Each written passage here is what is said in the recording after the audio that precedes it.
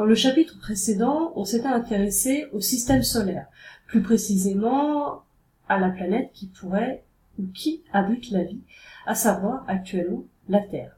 La Terre, en effet, se trouve dans la zone d'habitabilité, c'est-à-dire une zone théorique où on peut trouver de l'eau à l'état liquide. Dans ce chapitre, on va s'intéresser précisément à notre planète, la planète Terre, et plus particulièrement à l'unité chimique du vivant. Alors rappelez-vous, le vivant, ce qui définit le vivant, c'est une entité capable de se reproduire, de se nourrir et de s'adapter. Alors, il faut bien comprendre qu'il y a à peu près 4 milliards d'années, sur Terre, les températures étaient considérables, le volcanisme intense, les bombardements météoritiques fréquents, et il y avait ce qu'on appelle un océan primitif dans lequel s'est formées les premières cellules du vivant. Ces cellules se sont formées à partir de molécules. Ces molécules sont tout simplement des assemblages d'éléments chimiques ou atomes. On cherche à comprendre ici l'origine de ces éléments chimiques. D'où le problème suivant, quelle est l'origine des éléments chimiques formant les molécules constitutives des êtres vivants? Pour y répondre, on va s'intéresser à la composition chimique de l'inerte, c'est-à-dire le non-vivant, et du monde vivant. Alors, si vous vous rappelez bien, on a fait une petite expérience simplissime, mais qui permet de poser les bases d'une démarche scientifique. On part toujours de l'observation, c'est-à-dire de la description, puis on interprète, c'est-à-dire qu'on cherche à expliquer le phénomène observé. Alors, on a pris un petit morceau de salade qu'on a placé dans un tube à essai, et on a allumé le bec électrique, avec plus ou moins de réussite, parce que parfois les plombs ont sauté. Vous avez dû remarquer que durant la première minute, quelques petites gouttelettes d'eau se sont formées sur les parois du tube à essai. On peut donc en déduire que la salade contient de l'eau. Au bout de quelques minutes, vous avez dû remarquer que la salade commençait à noircir, qu'elle dégageait une odeur pas forcément agréable, et si on pouvait prélever justement le gaz libéré par la salade et le mettre au contact de l'eau chaude se trouble.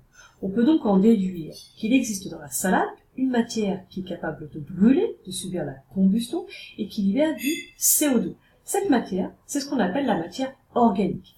Cette matière organique, elle est formée de 4 grandes catégories de molécules. Vous avez les glucides, les lipides, les protéines et les acides nucléiques. Lors du prochain TP, nous allons justement voir différents tests qui permettent de mettre en valeur ces différentes catégories moléculaires. Si on avait eu le temps et qu'on avait laissé l'expérience se réaliser jusqu'à la fin, c'est-à-dire au moins une demi-heure de combustion, on aurait remarqué qu'il reste à la fin de l'expérience une matière incombustible. C'est ce qu'on appelle les cendres. Et la salade contient également donc une matière incombustible qui est formée de matière minérale. Cette matière minérale, ce sont des ions comme par exemple le calcium, le fer, le magnésium, le potassium, etc. Alors, concernant la première molécule du vivant, l'eau, on voit bien dans ce tableau que c'est un élément très important, mais qui est variable en fonction des tissus. On voit qu'il y a bien plus d'eau dans la laitue que dans la viande de bœuf, par exemple. On sait également que la quantité d'eau varie d'un organe à l'autre. Vous en doutez, il y a beaucoup plus d'eau d'un point de vue relatif, en termes de proportion dans le cerveau, que dans nos os. Il y a également une variation dans le temps, plus on vieillit et moins on contient d'eau. Il y a également une variation en fonction des sexes. Les hommes contiennent davantage d'eau que les femmes.